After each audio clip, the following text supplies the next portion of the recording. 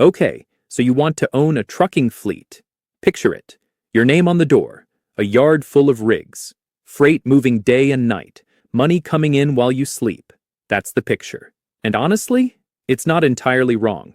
The trucking industry moved 10.93 billion tons of freight in 2023 alone. That's roughly 72 cents of every dollar of freight moved in this country, carried by trucks. This is not a dying industry. It is not a niche.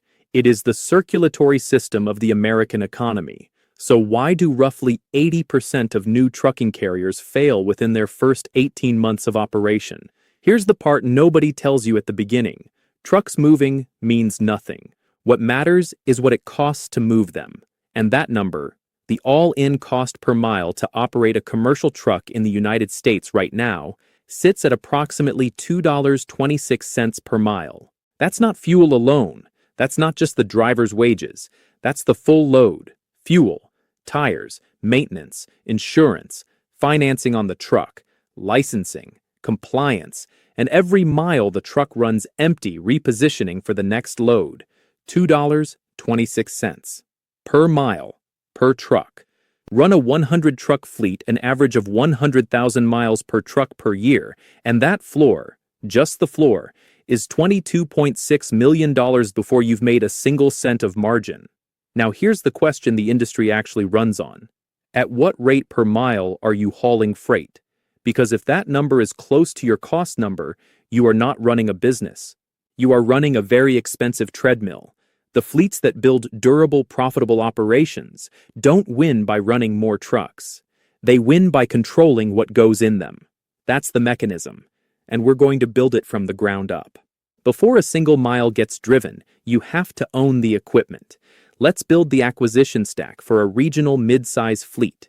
Call it 75 trucks. That's squarely in the 50 to 200 range, where the operational dynamics get genuinely interesting. A new Class 8 semi-truck, the kind pulling a 53-foot trailer across interstate lanes, runs between $150,000 and $200,000 today. Freight spec trailers add another $50,000 to $70,000 each. Buy 75 trucks and 75 trailers at the midpoints, and you're looking at roughly $19 million in rolling stock before you've hired a single driver. Most operators don't pay that in cash. They finance. And right now, commercial truck financing sits in the 7 to 10% interest range depending on the lender, the fleet's credit profile, and whether you're buying new or used. Used equipment cuts the purchase price, but transfers mechanical risk onto the operator. A truck that costs $80,000 at auction can cost $30,000 in engine and transmission work within 18 months. Some fleets have run those numbers. It does not always end well. Now add the infrastructure. A regional fleet of this size needs a yard, a dispatch operation, a maintenance capability, either in-house or contracted, fuel arrangements, permitting, DOT compliance, a safety program that actually works because the alternative involves federal audits and insurance consequences nobody wants. We're not at the trucks moving money phase yet. We are still in the write enormous checks phase. Here's where the owner-operator model looks appealing by comparison. An independent owner-operator, someone who owns 1 or 2 trucks and either leases onto a carrier or runs their own authority, enters at a fraction of that capital cost. 1 truck, 1 set of insurance, 1 driver, themselves. The upside is real autonomy and the ability to capture a higher rate per mile on direct freight. The downside is equally real. No scale, no leverage, and the moment that truck breaks down, revenue goes to zero. The owner-operator and the fleet owner appear to be in the same business from the outside. They are not. One is a sole practitioner. The other is running an operational system. The economics are entirely different. At the fleet level, the game is not acquisition. The game is utilization. Trucks are just how you deliver it. Here is a number the industry has been talking about for a decade and still hasn't solved. Annual driver turnover at large truckload carriers, approximately 94%. Read that again? 94%. That means the average large carrier is replacing nearly its entire driver workforce every single year. The American Trucking Association has flagged a shortage of over 80,000 drivers as of recent estimates. That number could hit 160,000 by the end of the decade if current trends hold. Now, a mid-size regional fleet doesn't necessarily see 94% turnover. Regional operations, home more nights, more predictable lanes, better relationship with dispatch, tend to retain drivers better, but the baseline problem still applies. A commercial driver with a Class A CDL earns between $65,000 and $95,000 per year, depending on experience, lane type, and fleet. Add payroll taxes, benefits, workers' compensation, and the actual cost to a carrier runs closer to $85,000 to $120,000 per driver per year. For a 75-truck fleet running single drivers, driver cost alone is somewhere between $6.4 million and $9 million annually. And that's if you have drivers. Recruiting a replacement driver costs between $5,000 and $12,000 per hire when you factor in advertising, screening, onboarding, and training. A fleet losing 30 drivers a year is spending $150,000 to $360,000 just on churn replacement. The fleets that solve this problem don't just pay better. They engineer predictability into the job, regular home time, consistent lanes, drivers who know which customers they're serving and when they'll be back in the yard. Some regional operators have built driver retention programs around route ownership. The same driver, the same shipper, the same delivery windows, every week. The driver builds a relationship with the dock crew, the shipper builds trust with the carrier, and the carrier gets a driver who stops sending resumes to every competitor with a sign-on bonus. One mid-size fleet in the Southeast cut annual driver turnover from 78% to 31% in 3 years. Not by raising base pay significantly, but by converting 60% of its lanes to dedicated runs with fixed schedules. The drivers knew their week on Monday morning. That certainty was worth more than the extra dollar per mile the spot market competitors were dangling. That predictability is only possible if the freight itself is predictable, and that loops directly back to the mechanism. Contracted freight with real customers versus chasing whatever the load board offers today. Every fleet owner watches one metric obsessively: utilization. What percentage of your trucks are loaded and moving at any given time? Industry target is somewhere around 85 to 90%. If your fleet is running at 87% utilization, the instinct is to feel good about that. The trucks are moving, freight is being hauled, revenue is on the board. Here's the problem. Utilization tells you trucks are moving. It does not tell you what rate they're moving at or what it costs to find that freight. A fleet running 87% utilization through freight brokers and spot market load boards is paying 15 to 25% of its gross revenue back to the broker as margin. Let's do the math. A 75-truck fleet, average revenue of $2.50 per mile, 100,000 miles per truck per year. Gross revenue, approximately $18.75 million. Now subtract the broker's cut. At 20%, that's $3.75 million leaving the fleet and landing in the brokerage's pocket. Gross margin before operating costs, $15 million. Operating costs at $2.26 per mile across 7.5 million miles, $16.95 million. You ran 87% utilization. Trucks moved. Revenue appeared on the P&L, and you lost approximately $1.95 million on the year. The utilization number looked fine. The business did not survive. This is the false safety number. Fleets fail watching utilization while ignoring what the freight actually costs them to run. The metric that matters is net revenue per loaded mile after all acquisition costs, broker fees, fuel surcharges, accessorial charges are stripped out.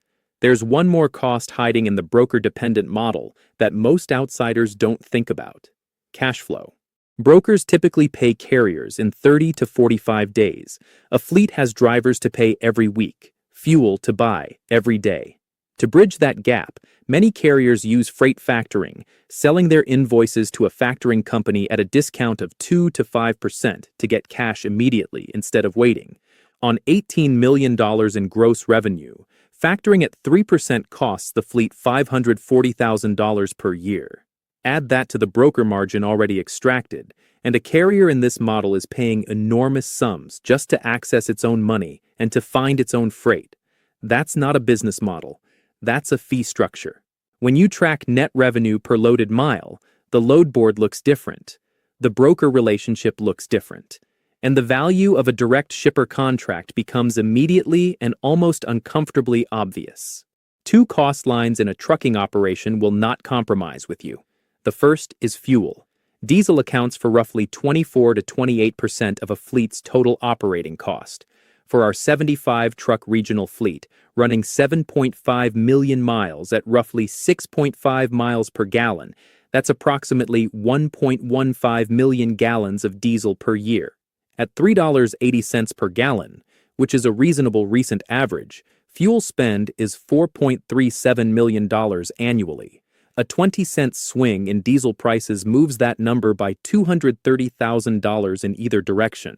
A 50-cent swing, which the market has delivered repeatedly over the past 5 years, moves it by $575,000. Fleets protect themselves in a few ways. Fuel surcharges built into contracts pass some of that exposure back to the shipper. Fuel card programs with network discounts shave a few cents per gallon at scale. Route optimization software reduces deadhead miles and unnecessary idling. None of those tools eliminate fuel risk, they manage it. There's a difference. The second immovable cost is insurance. Commercial trucking insurance has been in a sustained crisis. Nuclear verdicts, jury awards exceeding $10 million in liability cases, have reshaped the market. From 2010 to 2018, nuclear verdicts in trucking cases increased by over 1,000% in average award size. A mid-size fleet today carries liability premiums ranging from $8,000 to $15,000 per truck per year, depending on safety record, driver experience profile, and claims history. For 75 trucks, that's $600,000 to $1.125 million per year, just in liability premiums. Add physical damage, cargo insurance, and workers' compensation, and total insurance spend can approach $1.5 million annually. A fleet with a poor safety record doesn't just pay more, it can become uninsurable. And an uninsured fleet cannot operate. This is why safety programs are not optional overhead at well-run fleets. They are margin protection. In 2022, Yellow Corporation handled 49,000 shipments per day. Let that land for a second. 49,000 shipments. Every single day. One of the largest less-than-truckload carriers in the country. 99 years of operating history. In July 2023, Yellow Corporation filed for bankruptcy. 30,000 employees lost their jobs. The doors closed over a single weekend. How does a 99-year-old company with 49,000 daily shipments cease to exist in a weekend? Here's what actually happened. Yellow spent years making debt-fueled acquisitions, Roadway, U.S. Freightways, New Penn, Holland, building a network of regional carriers that were never actually integrated into a unified operation. The One Yellow restructuring plan, announced in 2022, was supposed to fix that. It required consolidating terminals, retraining workers, and renegotiating labor agreements with the Teamsters. The integration never happened cleanly. Labor disputes delayed terminal consolidations. Customers, watching the operational uncertainty, began diverting freight to competitors. When freight volumes softened in 2023, Yellow had a cost structure built for volume it no longer had, debt from acquisitions it had never fully digested, and a customer base that had already started leaving. The $700 million government loan from the COVID-era CARES Act bought 3 additional years. It did not fix the freight dependency or the structural cost problem. When the customers left, the revenue left with them. The debt stayed. Yellow didn't fail because trucking is a bad business. Yellow failed because it built a cost structure around freight it didn't actually control. When that freight found other carriers, there was nothing underneath Yellow to hold it up. The lesson is not that size kills you. The lesson is that freight you don't control is freight you're renting, not owning, and you can lose it over a weekend. So, who does win? Let's look at two operators who are doing almost everything right, for different reasons. Old Dominion Freight Line. Operating ratio, 70.1%. Operating ratio in trucking is the percentage of revenue consumed by operating expenses. Lower is better. The industry average sits around 95 to 96%. Old Dominion is running at 70.1. That means roughly 30 cents of every revenue dollar is operating income before interest and taxes. In a business where many operators are fighting for 3 to 5 cents on the dollar, that is a fundamentally different business. How? Old Dominion doesn't chase volume, it chases yield. When the market softens and spot rates fall, Old Dominion maintains its pricing. It accepts lower utilization rather than lower rates. That discipline is only possible because Old Dominion's service quality creates direct shipper loyalty. Customers stay because the reliability is real, not because Old Dominion is the cheapest option. Now look at Werner Enterprises. In 2024, Werner paid $283 million to acquire First Fleet, a dedicated contract carrier. First Fleet runs approximately 2,400 trucks on multi-year dedicated contracts with major shippers. Werner didn't buy First Fleet for the trucks. Werner bought it for the contracts. A truck on a dedicated contract with a major retailer or manufacturer on a multi-year agreement is a fundamentally different asset than a truck chasing spot loads on a load board. Werner is deliberately converting its revenue base away from one-way spot exposure toward contract-based freight. That's not a diversification play. That's a survival play. The pattern is the same in both cases. The operators who win are building freight networks that belong to them, direct shipper relationships, multi-year contracts, predictable lanes, and pricing discipline that protects margin even when the market softens. Trucks are the tool. The freight network is the business. Let's put real numbers on what a well-run 75-truck regional fleet can actually look like. Revenue side, 75 trucks, 100,000 miles per truck per year, 7.5 million total miles. Target rate, $2.80 per mile on contract freight.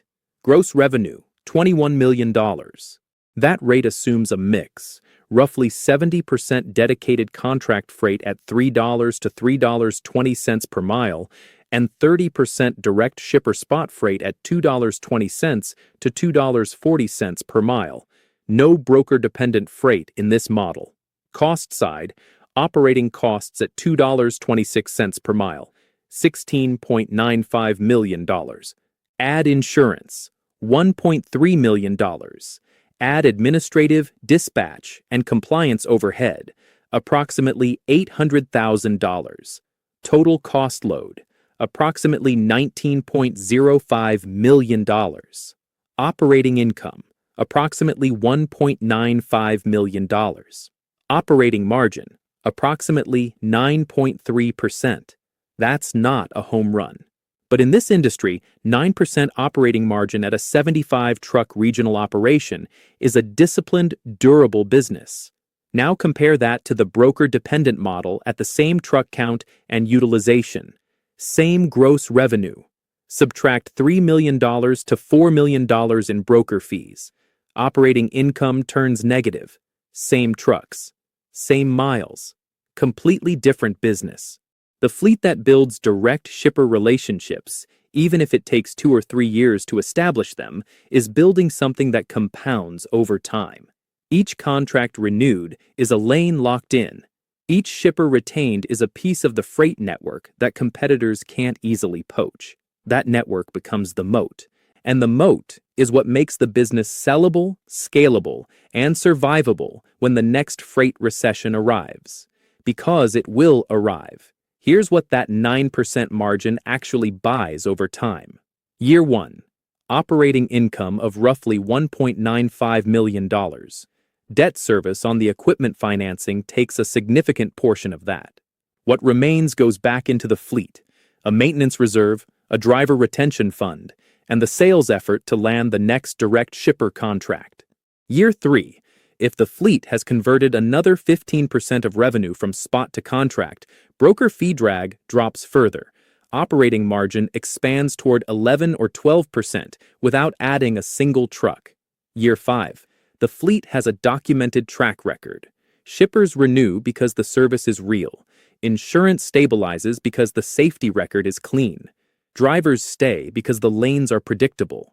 And the business, which started as 75 trucks and enormous debt, is now a freight network with multi-year contracts and a position in the market that competitors can't replicate overnight.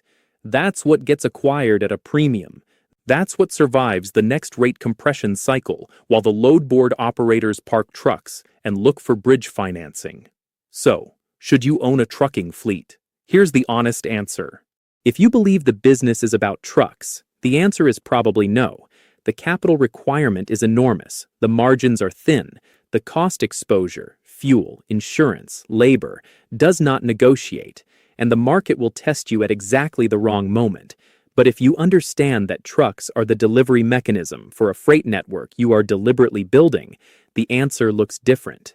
The operators who survive are not smarter than the ones who fail. They are more disciplined. They sign contracts instead of chasing loads. They maintain rates instead of buying utilization. They invest in safety records that keep insurance costs manageable. They retain drivers by making the job predictable instead of churning through a workforce that bleeds recruiting costs every quarter. And they measure the right things, not just utilization. Net revenue per loaded mile after every cost of acquiring that freight. The freight market is enormous. The demand for reliable regional carriers is real. The shippers who depend on disciplined operators will pay for consistency they can build a supply chain around. That is the business, not trucks, not loads, not miles on the board. The carriers who built freight networks that belong to them are still running.